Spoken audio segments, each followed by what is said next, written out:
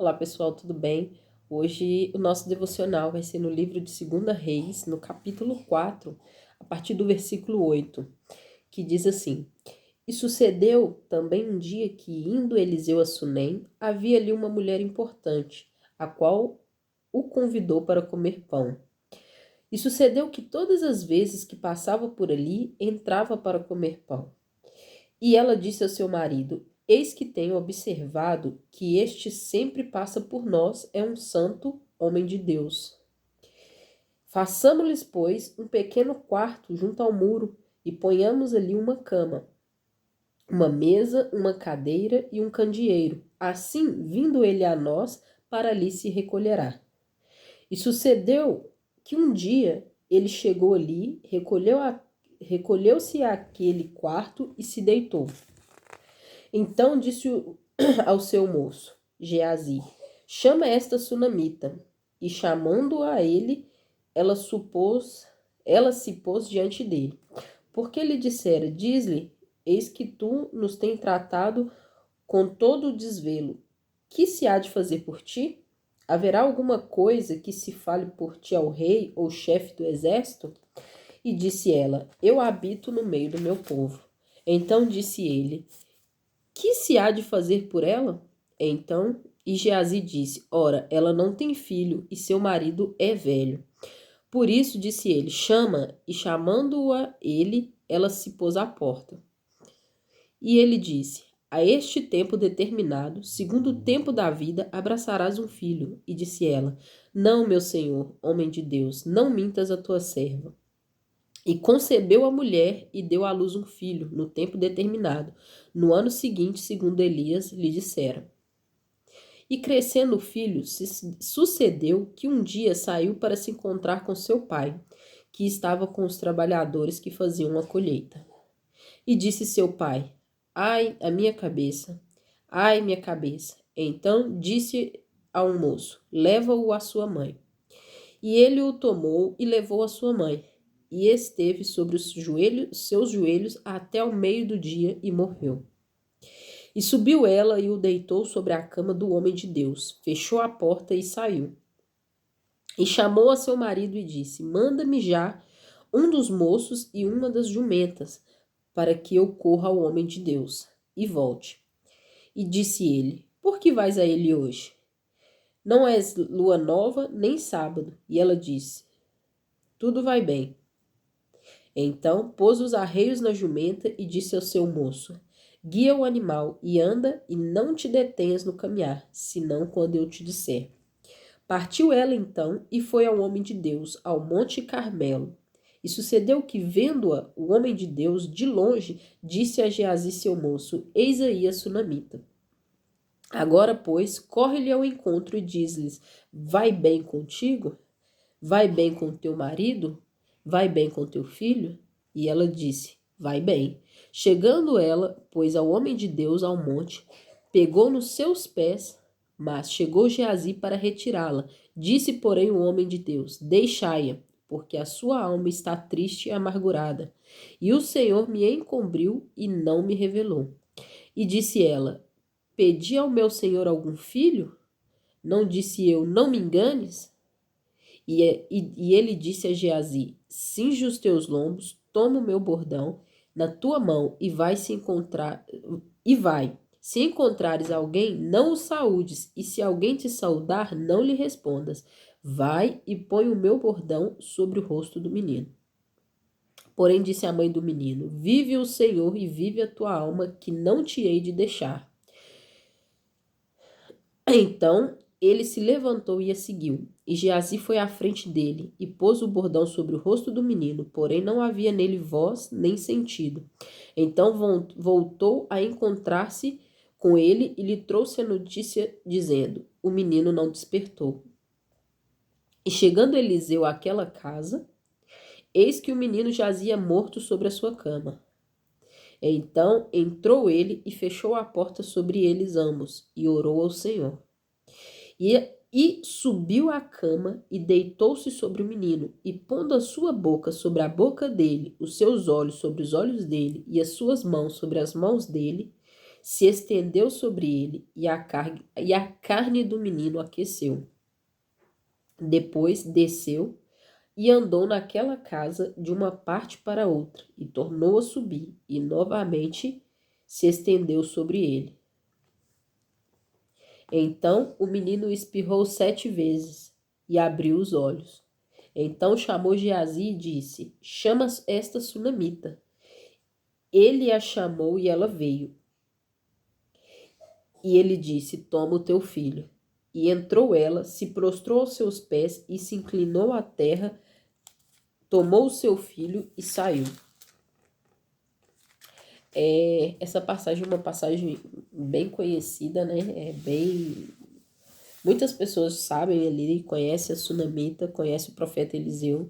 E é uma passagem que te ensina muito sobre como a gente deve agir em momentos de dificuldade, em momentos de desespero, em momentos que a gente às vezes não sabe ali como lidar com a situação.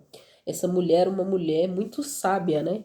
Ela percebeu ali que Elias era um profeta de Deus e ela era uma pessoa disposta a servir os outros, tanto que ela, toda vez que Eliseu passava, ela oferecia ele pão, era uma pessoa que tinha ali a questão de servir, de abençoar pessoas, de fazer por outras vidas. Ela não estava se importando com ela estava fazendo o que Jesus nos ensinou, a servir o próximo, a amar o próximo. E ela servindo ao profeta, ela estava servindo a Deus, né? Ela estava honrando a Deus através da vida do profeta. E ela não era uma mulher interesseira, não era uma mulher que queria bens, ela não estava fazendo nada disso esperando algo em troca. Tanto que ela estava recebendo ele e dando pão e ela falou, não, vamos fazer o seguinte, falou com o esposo dela, vamos fazer um quarto para o profeta para que ele fique mais à vontade, preparou o quarto, preparou cama, mesa e colocou tudo, organizou para que toda vez que ele chegasse, ele soubesse que ele seria bem-vindo no lar dela, na casa dela, que as portas estavam abertas para o homem de Deus. E vendo ali a atitude dela, né, vendo que o coração dela era um coração quebrantado, que era um coração disposto a servir, Eliseu resolveu então abençoá-la, né, através de pedir ao Senhor, ou pela voz profética dele, abençoar a vida dela. E o interesse dela em fazer por interesse era tão pequeno, né? Ou seja, ela não tinha interesse em fazer para receber algo em troca, que ela não pediu nada. Eu não, o que que eu faço por você? Eu já tô aqui no meio do meu povo, eu tô tranquila, né? Como se diz, eu não tô te pedindo nada, eu não tô fazendo isso por interesse. Mas ele queria honrá-la, ele queria abençoar, porque ele sabia que ela tinha um coração no lugar certo. Ela tinha um coração servo, né? Um coração generoso. E então Elias conversando com Eliseu conversando com seu moço, né? O seu ajudante, fala com Geazi, olha, o que a gente faz por essa mulher, já que ela mesma não fala o que ela quer? Ela mesma não tem coragem de pedir o que ela quer, porque ela não queria demonstrar interesse, ela não queria ser interesseira, né? Então, Geazi fala, ó, ela não tem filho, o marido dela é velho, então pode ser que por isso eles não tenham filho, ela não tem filho, pode ser que ela queira um filho. Então, Eliseu chama ela e fala com ela que, olha, você vai ter um filho. Deus vai abrir a sua madre, vai te dar uma herança. Você é uma pessoa que Deus vai te dar uma herança. As atitudes dela fazia que ela tivesse, achasse graça aos olhos do Senhor para que fosse mãe, para que tivesse uma herança. Porém, ela era algo que estava ali tão escondido no coração dela, que talvez ela já não tinha esperança naquilo, que ela não quis nem pedir aquilo, ela não vou nem pedir, porque meu marido já é velho, ela se sentiu num lugar tão pequeno para aquilo, ela não me engana não fala que eu vou ter um filho para eu não sonhar com algo que eu não queira, que eu não tenha possibilidade de ter, né? Às vezes você já viu quando a gente passa pela cabeça da gente um sonho, alguma coisa que a gente deseja, almeja, e por um breve instante você pensa naquilo, você não vou nem pensar nisso, porque isso é muito para mim. Talvez era esse o coração dela em relação a ter um filho.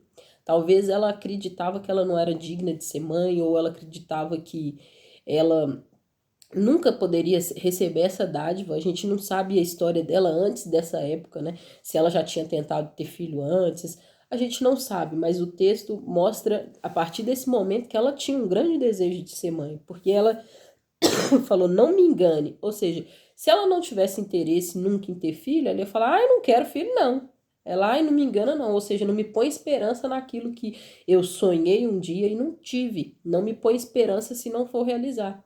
Mas a palavra do Senhor se cumpriu, mas a palavra de Eliseu se cumpriu na vida dela, né, pelas mãos do Senhor. O Senhor abençoou e ela gerou um filho. E deve que, eu imagino que era a maior alegria dela, ver o filho correndo pela casa, ver o filho crescendo. Ela tinha o milagre dela nas suas mãos, ela tinha algo precioso nas mãos dela. Porém, um dia o menino com o pai no campo começou a sentir dor de cabeça e o pai leva ele de volta para a mãe dele que ele tá com dor de cabeça. Para uma mãe, quando o filho tem qualquer coisinha, a gente queria que fosse na gente, não é verdade? A gente preferia sentir aquela dor para o seu filho. E ela pegou e ficou o dia todo com a criança, porém o menino morreu. Imagina uma mãe que sonhou em ter um filho, mas, aliás, ela tinha até medo de sonhar, porque aquilo parecia algo grande demais para ela, mas o Senhor deu. Ela teve aquilo na mão e, de repente, ela vê aquilo fugir entre os seus dedos. Ou seja, eu tinha minha bênção na mão, mas ela já não está na minha mão mais. Me foi tirado aquilo que eu tive, eu pedi, eu não pedi, eu desejei, mas eu não pedi, eu tive esperança, embora eu tinha medo de ficar esperançosa, e agora o menino morre. Só que, mesmo o menino morrendo, ela foi extremamente sábia. Ela não foi murmurar, ela não foi falar com os outros, desesperar. Ela não foi falar para quem não iria resolver o problema dela. Ela foi. Desculpa.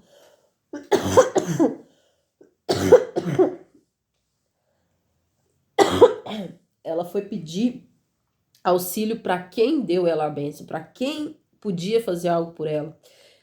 Nem pro esposo dela ela não falou o que estava acontecendo, porque ela sabia que não foi o marido dela que deu ela o filho, foi Deus. Ela sabia que o esposo dela não poderia fazer nada por ela naquele momento. As pessoas que ela encontrou, um moço que foi perguntar para ela, por que você está indo ir no profeta agora? Ela podia chorar, ela podia desesperar, ela podia falar, socorro, meu filho morreu, busca o profeta, mas ela colocou no coração dela, se Deus me deu, ele é fiel para que a minha bênção seja completa. Se Deus fez, ele prometeu, embora eu não acreditasse, ele prometeu e me deu, ele me deu esperança e permitiu que eu tivesse esperança. Não é assim que essa história vai terminar. O Senhor vai me permitir viver a minha bênção por completo. Então aquela mulher pegou e foi até o profeta. E imagina você sabendo que você está indo para um lugar e alguém te pergunta, tá tudo bem? E o seu filho morto dentro de casa. É uma coisa que não cabe na minha cabeça como mãe conseguir falar, tá tudo bem, vai tudo bem, vai tudo bem. Mas ela focou, eu vou a quem entregou a bênção na minha mão, eu vou ir no profeta porque Deus entregou a bênção através dele na minha vida. E eu vou lá falar, Senhor, a minha bênção. A gente não tem direito nenhum de cobrar nada do Senhor, porque o Senhor não nos deve nada. Mas a palavra do Senhor nos deixa, nos permite pedir ao Pai. A gente tem livre acesso ao Pai hoje por meio de Jesus Cristo. Então ela foi, quando o homem de Deus chegou, quando ela chegou no homem de Deus, aí sim ela falou, olha, o Senhor me deu um filho. Eu já tinha tirado esse desejo do meu coração de ter um filho, eu nem queria ter a esperança de ter um filho. Mas já que o Senhor me deu, eu quero essa bênção por completo. Já que o Senhor me deu essa bênção, eu quero desfrutar completamente daquilo que o Senhor me deu. E ela não desistiu daquilo que o Senhor deu para ela. Ela não abriu mão daquilo que Deus deu para ela. Ela não se desesperou quando as circunstâncias diziam para ela que o que Deus tinha desculpa, que o que Deus tinha dado para ela não ia ficar com ela, mas ela foi e ela presenciou o milagre completo, porque Eliseu falou: vai, coloca o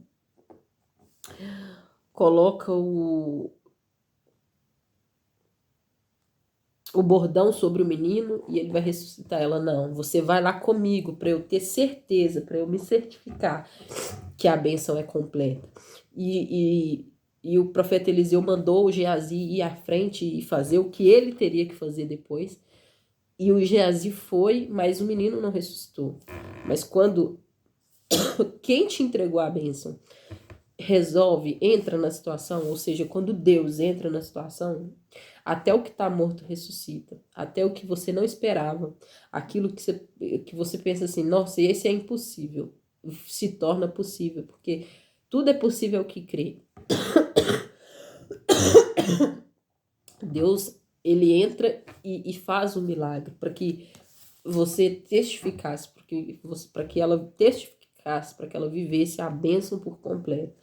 Que nós tenhamos esse coração, segundo